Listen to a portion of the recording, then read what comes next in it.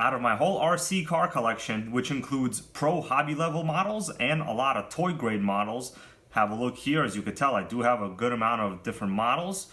This is definitely by far my least favorite. Now on the surface, it is a pretty cool looking RC. In fact, it is very similar to this 16 scale Traxxas Mini E-Revo, which is one of my favorites, but it is nowhere close to the Traxxas. This is the GP Toys Luctan S912. I've done a couple of videos on this RC, and to this day, I still have not really fallen in love with it. It is good looking, don't get me wrong. The wheels are nice looking. It even has bearings. I was very surprised that it has bearings in the drivetrain. This is only rear wheel drive. The body is pretty good looking. In fact, it already has one crack right here. This was just a small little, very little crash, and it's already almost fully cracked right here in the front. The running gear comes with, you have a regular 2.4 gigahertz radio with absolutely no adjustments of any kind. You just have a little bit of left and right steering trim adjustment here. You have a wall battery charger, and this is actually one of my least favorite parts. Look at this battery plug lead right here. This is a very proprietary style design. You can't use your regular charger with it. So let's take off the body and see what is under it and the reasons why it looks like I'm going to be selling this RC. I haven't sold any of mine for quite a while, but this probably will be the first. Okay, body's off. Has a very normal looking center chassis layout here with a monocoque tub design. The bottom is flat, it's clean. I have driven this a little bit. I have a couple other videos. It is really slow, guys. This doesn't even hit 20 miles an hour. I don't remember the actual top speed, but it was very underwhelming.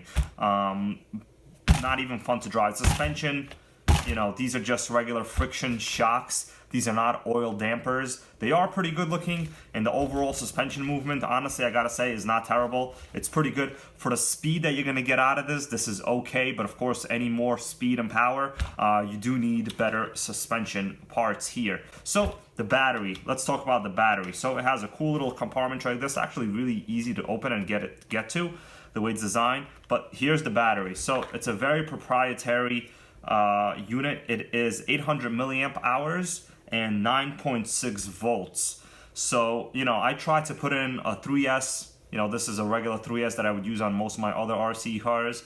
But, you know, obviously I can't do that because of the way the connection here is wired. So if you take the battery plug off, look at all those little wires. But forget about that. The actual connector itself, I would have to solder it in, which is not a big deal. I'm actually kind of interested to see if it would work, but I'm not going to be messing with it because there's also another limitation, and that is the 5-wire servo. So this does have proportional steering. Actually, let me put it on and I'll show you guys. The steering is actually not bad at all. I was surprised for, you know, a $40 remote control car. The steering was this good. Okay, so the car is on. So look at that. Steers nice. Has a good amount of movement. It's quiet. It is proportional, right? Look at that. Really nice.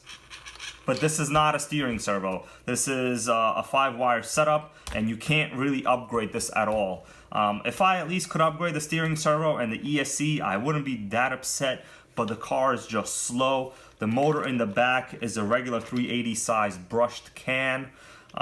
You also can't really upgrade that because, once again, you have limitations with the electronic speed control. What I do like about a lot of the other non-brand RCs, let's say the, you know, more of the off-brand ones, at least you can run standard battery packs. And in many of them, the ones that are bundled with a 540 motor, you could also upgrade the motor. This is one of my future plans, to put in this, what is this, a 13-turn brush motor into one of my WL Toys RCs. So that's going to be interesting video.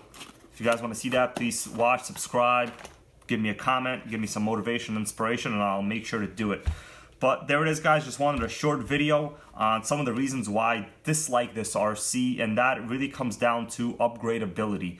Yes, I understand that it's only 40 bucks, and this would be a really good starting RC for, you know, a younger individual, not me. I never lost radio signal, so that is great. It's just very slow, and you have zero upgrade potential. The best thing about it is you do have the metal rear drive shafts, but of course you're never gonna really even generate anywhere close to enough power to require the metal drive shaft. So I don't know what they were thinking. They should have just put in a slightly faster gear ratio set in here, or a higher rated motor.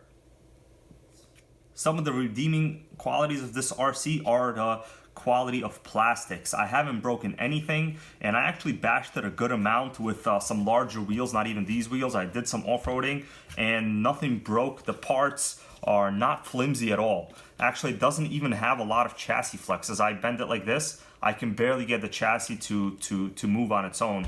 It's a fairly rigid chassis. If only the running gear itself and the battery was somehow upgradable, this would have the potential to be one of my favorite RC cars, especially for the price point of $40.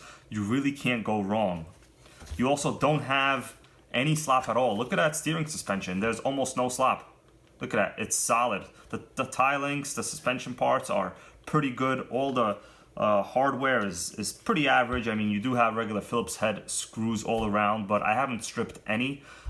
Even the wheels are standard 10th scale size, so you can run pretty much anything you run on an HPI that's a 10th scale or a 16th scale, any Traxxas wheel with a 12mm hub. So that's something that is actually nice about this RC. There it is, guys. If you have any comments about this, or maybe some ideas for me to work on this truck, I always love your comments and I do my best to respond to all of you. Thanks.